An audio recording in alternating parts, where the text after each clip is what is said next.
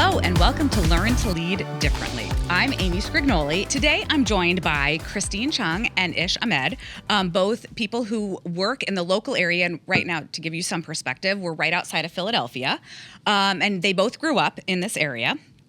So, Christine, I want to start with you and talk a little bit about your journey. So, you grew up in this area, definitely an overachiever. I've known you a year, and I know all of the things that you decide to do.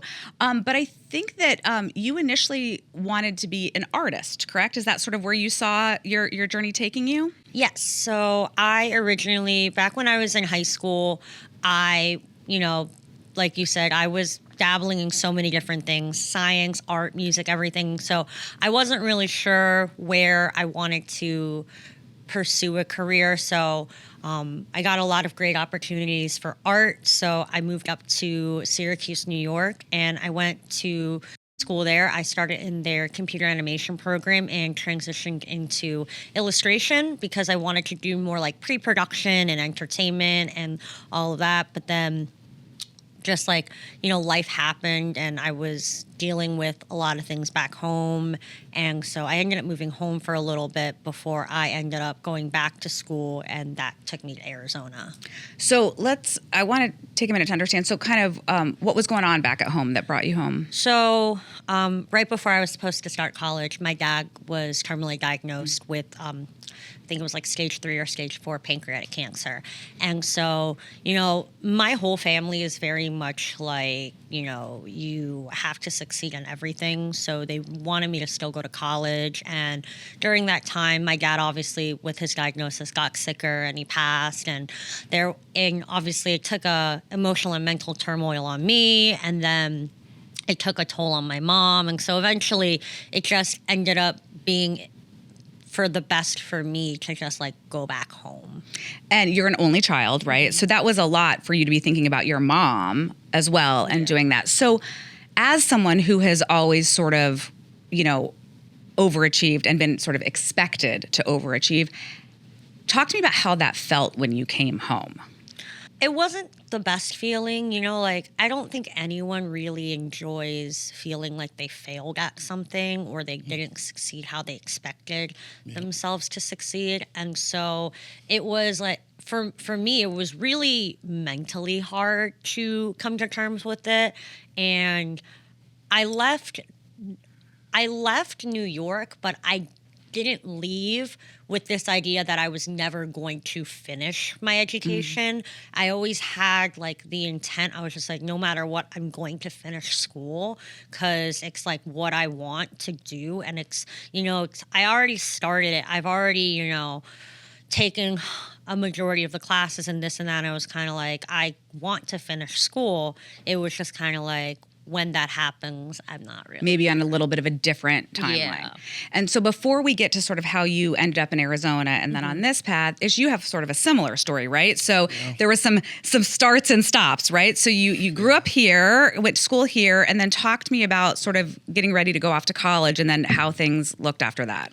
So it was crazy, honestly. So the first school I went to, King's College, up in Wilkes-Barre, PA, I was there for literally one semester. The people were great, school was great, football was amazing, but there was just a bunch of injuries, just off the field stuff, even stuff back at home that just wasn't going well. But the main thing that really sent me out was a concussion, a really bad one. It was in November. I think it was November 11th at 11:40, but who's counting or anything? Got in an accident.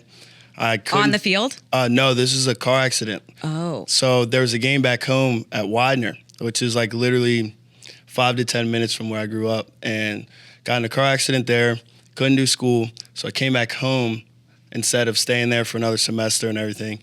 And then I started working a little bit, and I was I miss football. I want to learn something. So eventually I enrolled at Fresno City College and went out there to California. That was cool because my brother's out there. He's still out there acting and stuff. So that's pretty sick. And then pandemic happened and everything along with that. So I came back home, started coaching, got into that. It's been uphill with that ever since. So I think what thing that's so interesting about both of your stories is that life happens, right?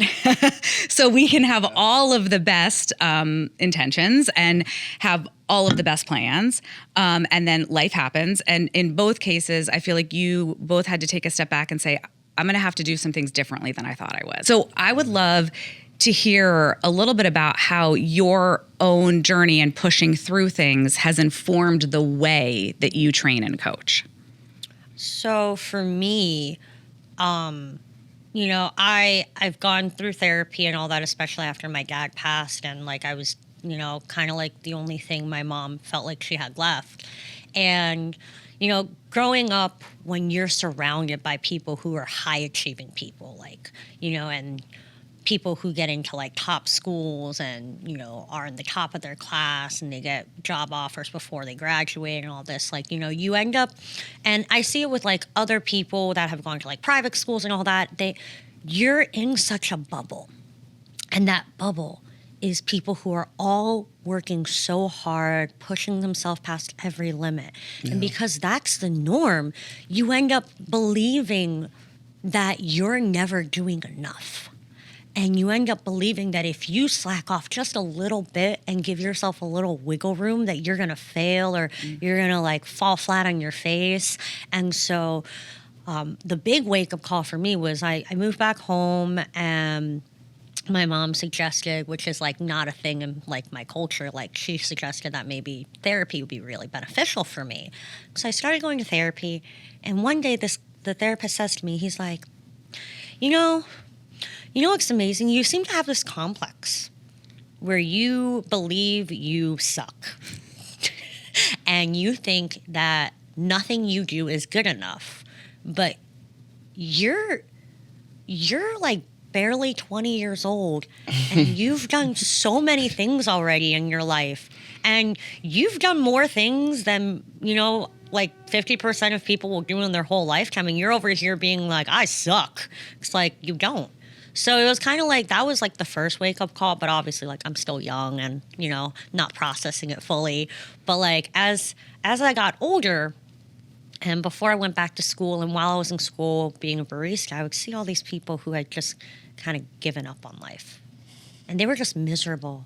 And they just decided that they were going to be miserable forever. Mm-hmm. And it was kind of like, I don't want to be miserable forever. That's a terrible way to live. Like, I don't want to be miserable for the next 50 years. No, you do not. And I was just like, no. Interestingly enough, like, I think that does inform the way you coach people too, because, you know, you had to have a couple wake up calls on yourself. And I think, you know, do you find that some of the people that come to you, just maybe they're super successful in a different part of life, but they're like, I don't think I can do this. I'm not in good enough shape. I'm not capable of doing this. Yeah. So how do you use your own, you know, story, the things you've gone through to kind of push people past those limits? It's kind of making them realize that like they woke up and they were like, oh, I want to invest in myself, but I don't know. And it's like, okay, well then I'm going to invest in you because I believe you can do it, because you did the hardest thing, is just show up. Yeah, so many people give up before they even show up. And I would see that, like, you know, working all the different jobs that I did, people had already given up before their life had even had the chance to start. Such a small amount of the population like invests in their health and their preventative health, and it's like you're doing that already, so you're already investing in yourself. And sometimes that I have, like, you know, I coach so many people who work in healthcare, so they're spending their whole life trying to save people's lives and take care of people, and they're not taking care of themselves. So they'll be like, oh, I missed one of my workouts this week, or oh, I didn't hit my cardio this week, or blah, like, et cetera, and it's just like, you just worked 6 days in a row, overnights, in the ICU. Right. Like, it's that moment like you had with your therapist, like, stop, you know, you're doing way more than you realized, you know, and you can, and you're here, and yet you've showed up. Yeah. And that's like the step number one. Yeah. I also will say, just so everybody can appreciate this, she will also just make everything look really easy. So the part that Christine's not telling you, and the person, right, Ish? I hate her for that. Right? Yes. So then she will demonstrate something. I just want you to understand this. Like, she will demonstrate it, and it will look like it's possible. right? And then I will do it and I will like fall off of a machine or like ram my head into a wall. And then I would make Ish try to do it and then he couldn't, the former college athlete. And so you are leaving out that part. But my big philosophy is I will never make someone do something that I cannot do because that would just make me a bad coach. Why would I make you do something I can't do? Again, the part she's mentioning, that list is small. I just want everybody who's watching to understand the size of that list. I mean, I'm sure if I tried to play college football against Ish, I would get pulverized. So it's similarly, like I know that, Christine had that like wake up moment of like, you're doing more and better than you think you are. And she's able to bring that to her clients. Yeah. I know you train a lot of athletes. You've trained my daughter who's an athlete. So how are you able to bring your experience? And you didn't have it easy as an athlete. So tell me how that informs the way you coach and train so many of the athletes that you work with. Yeah, I mean, me going through it in the past, even now, still playing sports and everything, just understanding the mindset that's going to allow you to push through things. And also just understanding what they feel when they're feeling down, when they're overcoming an injury. They might have had a rough season, rough game. Just understanding the words that they need to hear, where to push them, how much to push them, because they're still learning, they're still growing, especially high school, middle school, whatever the age may be, even like some adults, just understanding that push that they need.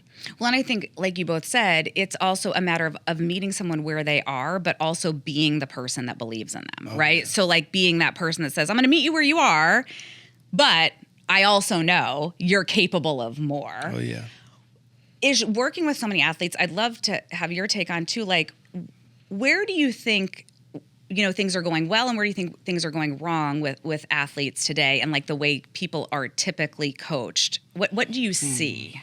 I see a lot of catering to what they don't need versus catering to what they do need. And basically what I mean by that is sometimes they need some tough love. Sometimes you need to make them a little bit uncomfortable so that they're more comfortable in uncomfortable situations and they don't run from it, but they embrace it and they understand that they can push through it and overcome the uncomfortable circumstances or situations that they find themselves in. Well, and I think too, but it's a matter of doing that in a safe space, right? Because I think that, part of the reason I wanted to have a chance to talk with both of you is the whole purpose of this show is to really talk about a willingness to think, act, and lead differently, right? And so I think that you can fall into, the similar traps of leadership. And I see it could be coaching, it could be corporate leadership, but there can be two tracks. The people that are like too compensating, right? They never put people to feel discomfort, right? They're just, they're too nice. Like they don't ever want anybody to feel any discomfort. Yeah. But oftentimes the polar opposite of that is the bully aspect. Like, I'm going to make this painful for you, right? And I've always felt like discomfort is not pain, right? So how do we get people into that space of discomfort and be willing to sit in discomfort? But that's not the same as pain, right? And so finding that balance, whereas I think the more traditional or the opposites, right? Like I'm either never going to push you or I'm going to beat you down, right? Yeah. So did you have any coaches or trainers in your life that demonstrated for you the type of leader you wanted to be or ones that demonstrated the type of leader you didn't want to be? Yeah, so the leader that I do want to be, I actually coach with him now. Oh. Lucky enough. The head basketball coach over at Sun Valley High School, Steve Maloney, he's just a great leader, great coach, great mentor for me. I just told him today, I sent him a text, I want to say an hour ago. I wouldn't be where I'm at right now if it wasn't for you. And I trust and believe in you regardless. It's a tough love, definition of tough love, but he's going to show you the way. Yeah. And if you steer off path, he's going to let you know. He's going to love you up, but he's going to push you just as much. And without that, I don't know where I'd be, because as you're growing up, sometimes you're in your own way and you don't realize it because you think you know the way, you've had past success and you're basing everything off of that, not understanding that it's going to take a little bit of a different approach, a little bit of a change to get to where you want to go at this point. But yeah, as far as a leader that I've been around that I want to model myself after and that I do, like to this day. Some messages still resonate with me. Finish what you start. Yeah. Show up early. Early is on time or whatever, however that Yeah. goes. Yeah. And just things like that. Do you feel that ultimately you're where you were sort of called to be? Like, I'm sure you sort of had a different vision for a while there, right? Like, look, I thought I was going to go play, college sports and all this. But I certainly have seen the amount of people that you're helping on a daily basis. Like, do you feel like in some ways you've sort of been pulled where you needed to be? Yeah. And it took a lot. It took a humbling experience. It took, unfortunately, tragedy. And it took just, like you said, it's a calling. Coaching is a calling. Nothing more, nothing less. Something's going to happen. You're going to experience something. You're going to be like, this is what I'm meant to do. And once you dive into it fully, you realize this is where I'm supposed to be. And I love every second, the good, the bad, the ugly. And this is it. Yeah. And what is, like, how do you guide your clients through similar journeys? Like, when you can see them, maybe they get injured or they have something that seems to be just a really difficult moment for them. Yeah. How do you help them push through that? I listen to them. Not to respond, but to empathize and understand, okay, they're feeling down and out because, I don't know. I have a lot of people who have like the little annoying injuries, like I tweaked my shoulder, tweaked my knee, and now I can't run full speed. Now I can't bend it. So I just listen to them. I'm like, all right, I understand. We're going to do some little things to help you moving forward. But if you're feeling some sort of way, you don't feel good, just talk to me. I got you. Because I've been there. Probably still going through it right now. Waking up, my knees hurting, stuff like that. So, like, I understand. I got 20 years on you, my friend. Yeah. Right. Christine, how about you? Like, again, how do you help those, she says, I listen. Like, when you have those people come in and they're really at the, maybe their worst. They showed up though, right? They took the first step. So tell me about how you approach them through that moment or guide them through those difficult moments. Same thing as Ish. I definitely I ask them questions so that they can tell me what's going on so I can listen to them. And, sometimes it also sometimes people feel really alone in their situation. Yes. And letting them know that they're not the only one that has gone through things. Because, a lot of the times you hear the success stories of so-and-so is a success and they just pushed really hard and they succeeded, but they don't talk. Sometimes people don't like to talk about their failures or their shortcomings or the struggles they've had. So when people like you said, oh, you make everything look easy. It's well, and I tell people, I'm you're seeing the end result. How many times do you think I fell? Right. It's so it's kind of like that. And also telling people, it's okay that you're not feeling great. It's also important to know what you're feeling and not just ignore it. Right. Sometimes to lean into those feelings. Yeah. And I'm thinking kind of bringing this with both of you. There's a couple themes I'm hearing. First is that, we're not supposed to do it alone. Again, life, leadership, all of this, it's not meant to be by ourselves. We have these people that we need in our lives, the communities that we form and the communities around us that help us get through. And as leaders and coaches and trainers, you've really leaned into making sure that you are that person for many people, because sometimes they have to be demonstrated that. And I think the other thing is that I'm hearing from both of you is that to help push people beyond what they think they can do, you have to give them some support to get there, right? So right, again, it's you could try to push, but again, you might push till they break and then they're never going to try again. But if you push with support, then that's really the different way to approach. It's and that's really once they do that, now you've got them thinking differently, right? You've put that in front of them and now they're saying, oh, wait, maybe I could do this. Or, and I certainly have experienced that with you, Christine, where, all joking aside, I'm this is literally impossible. And 4 weeks later, I'm demonstrating it to another client, right, of yours. And so the other thing is like when you say, "Oh, it's impossible." Well, if it was impossible, how come I get it? well, right. But right. I had a professor years ago in college. He said, you don't fail because you failed at something. You failed because you refused to ask for help when you needed it most. Wow. Yeah. And that's something that has like always stuck with me. It's just like, look at the human race. We didn't get to where we are because everybody was like, "Oh, it's me, myself, and I against the world." Right. It's just it. It's like we succeeded as a species because we realized that being in packs and all of that was more beneficial for our survival. So it's kind of like that. It's just like you don't have to go through everything alone.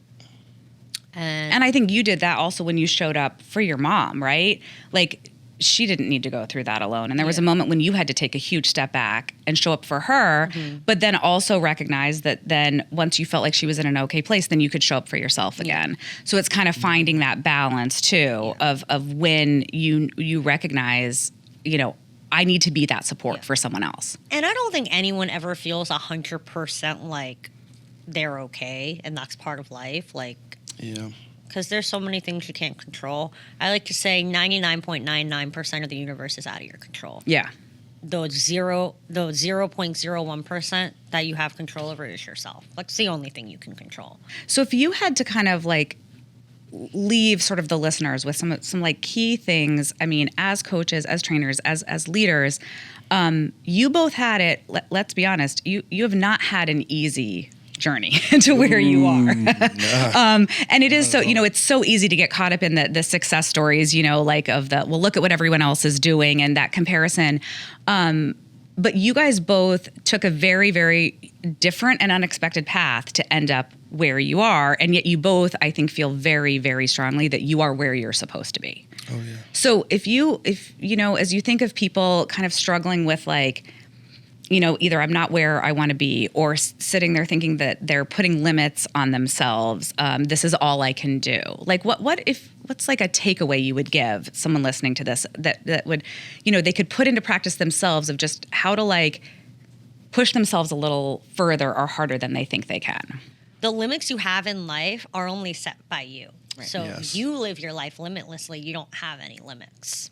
Nobody else is putting them on you, right? Nobody's putting a gun to your face and like saying like this is your limit. And right. and if they are, there's a whole other can of problems. You need to move. Need to deal with. You need to move. And how about you, Ish? A couple things. Like, the world is hard enough. There's so many negative pieces of information out there. There's so many negative thoughts, so many negative voices everywhere. So you have to be your biggest fan. When things aren't going well, remind yourself you're capable. Remind yourself you're worthy and you can do it. Like, you can do whatever you put your mind to. So you have to be your biggest fan. Also, you become your thoughts.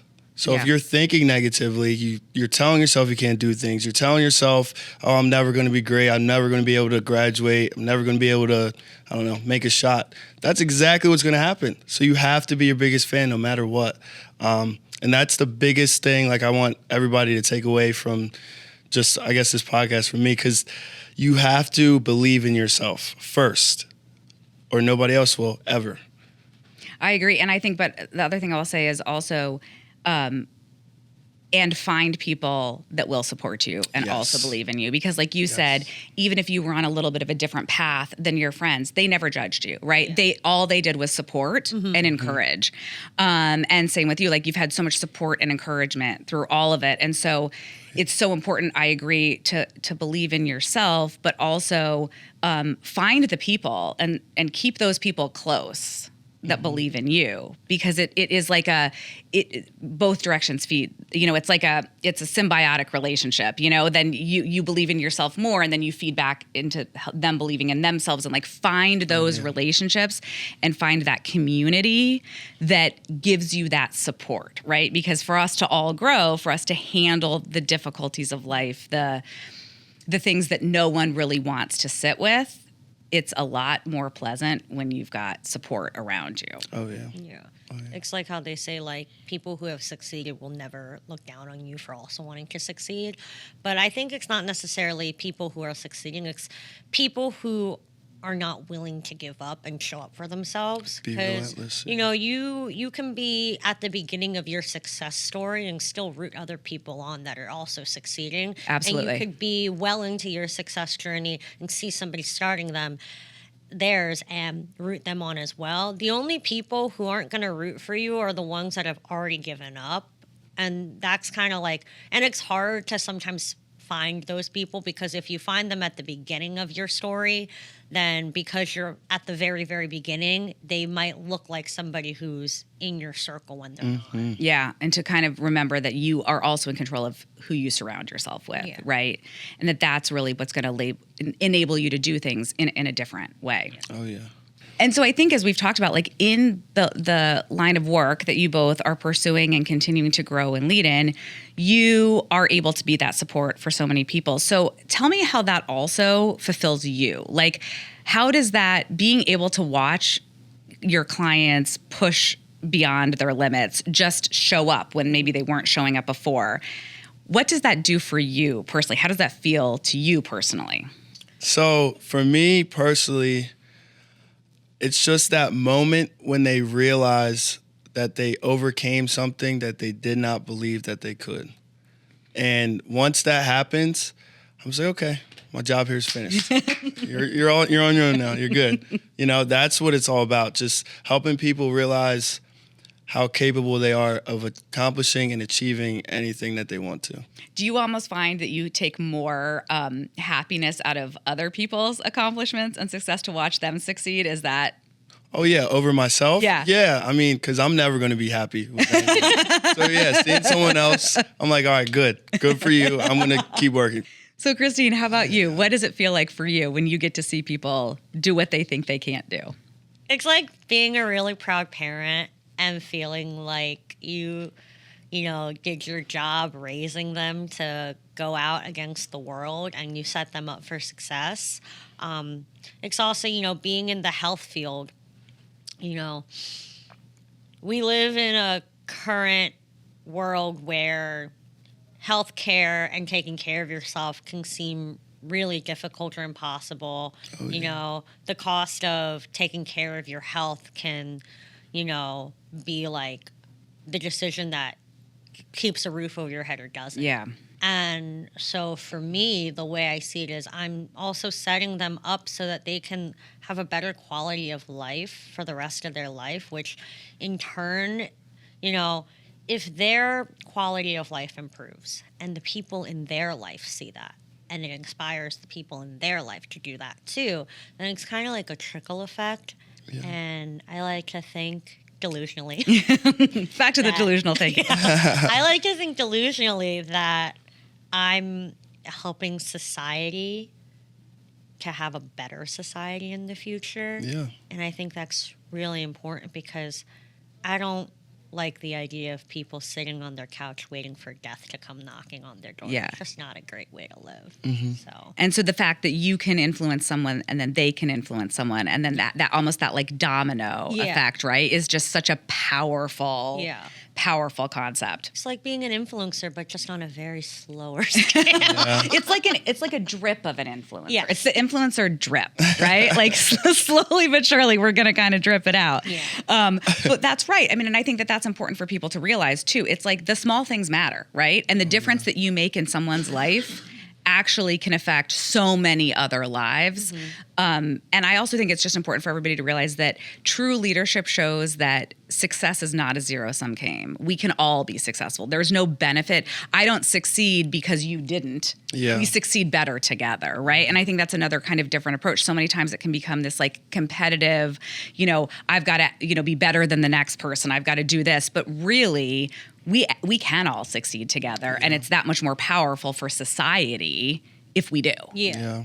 So I want to thank you both so much for joining me today. I feel super lucky because only about a year ago, I met both of you, but somehow I think we know we'll be lifelong friends because both of you have pushed me to do things I thought I couldn't. And you've pushed my daughter to do things she thought she couldn't.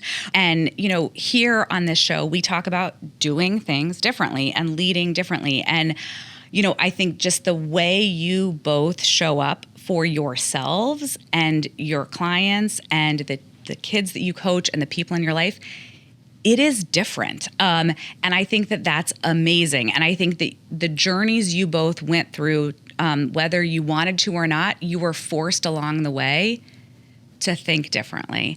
And when you did that, you started to act and lead differently. And now there's so many people in your lives that have benefited from that.